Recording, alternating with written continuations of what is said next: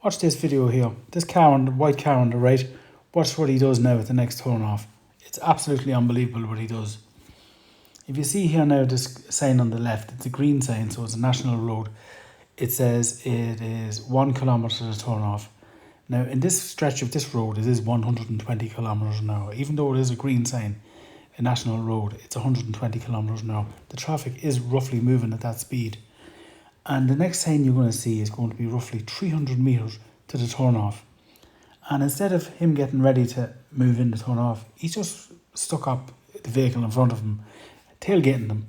So watch now when we see, there's the 300 metre sign, and there's nothing behind me anyway, luckily. And I didn't expect him to do this, 200 metres, and it comes a 100 metre sign.